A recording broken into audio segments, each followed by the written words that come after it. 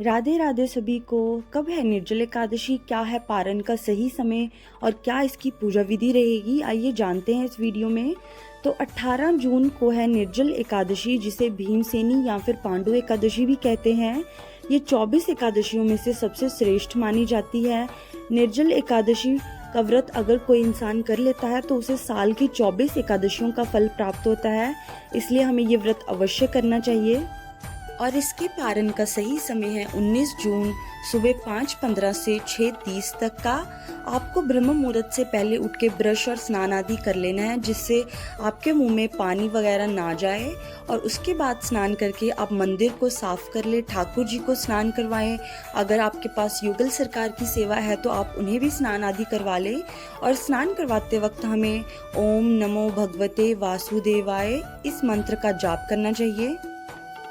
और अब देखते हैं कि एकादशी वाले दिन पूजन कैसे करें। तो सबसे पहले पूजन के लिए आपको एक चौकी ले लेनी है, उस पे आप पीला वस्त्र डालें। एकादशी वाले दिन चावल का प्रयोग नहीं किया जाता, इसीलिए यहाँ पे हमने सफ़ेद तिल का प्रयोग किया है। उसके बाद तिल या फूल का आसन देके उस पे आप विष्णु जी को विराजमान करवा लें। अगर आपके पास भी मेरी तरफ विष्णु जी का चित्र नहीं है तो आप ठाकुर जी को विराजमान करवा सकते हैं। विष्णु जी के किसी भी रूप को आप ले सकते हैं। फिर हम ठाकुर जी के आगे जोत जला लेंगे। और यहाँ पर मैंने 2 ज्योति इसलिए जलाई है कि एक तो हम ठाकुर जी के आगे जलाएंगे और दूसरी देसी घी की जोत तुलसी जी के लिए है।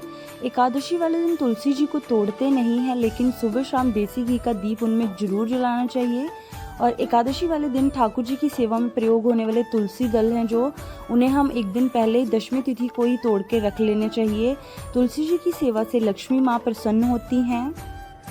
और फिर तिल का आसन देके हमने एक मिट्टी का मटका पानी से भरा हुआ ले लेना है, जो आपने बाद में दान करना है। आप अपनी सुविधा के अनुसार छोटा बड़ा कोई भी मटका ले सकते हैं और कोई अन्य बर्तन भी आप दान कर सकते हैं, जैसे ग्लास, लोटा, जग, वाटर कूलर आदि।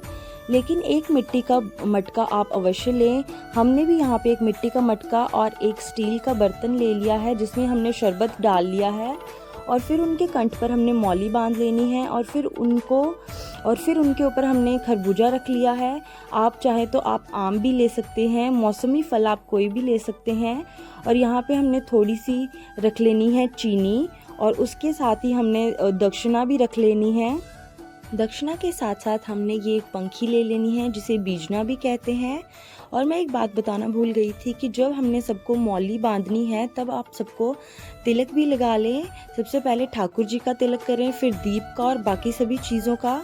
उसके बाद हम ठाकुर जी की आरती कर लेंगे। आप जो डेली आरती करते हैं वो भी कर सकते हैं। फिर आपने एक शुद्ध जल का लोटा लेना है और साथ में हाथ में थोड़े से तिल और फूल लेके आपने एकादशी की व्रत कथा कर लेनी है। आप खुद से भी पढ़ सकते हो या फिर आप किसी से सुन भी सकते हो। और अगर आपके पास ये व्रत कथा ना हो तो आप अपने फ़ोन में भी ये सुन सकते हो। तो तिल और फूल हाथ में लेके आपने ये कथा सुन के तिल और फूल जो आपने हाथ में लिया उनको ठाकुर जी को या फिर आपने जो भी विष्णु जी का चित्र रखा है उसके आगे अर्पित कर देना है। और एक बार फिर ठाकुर जी को दीप धूप दिखा लेना है। और उसके बाद एक बात का ध्यान रखें कि हमें संकल्प अवश्य करना है। जल को अपने दाहिने हाथ में लेके अपना नाम, अपना गोत्र बोल के भगवान से प्रार्थना करें कि मैं ये व्रत करने जा रही हूँ या जा रहा हूँ, मुझे इसमें सफल करना, मुझे सामर्थ्य देना कि मैं ये निर्जल व्रत कर सकूँ, मुझ पे कृपा करो।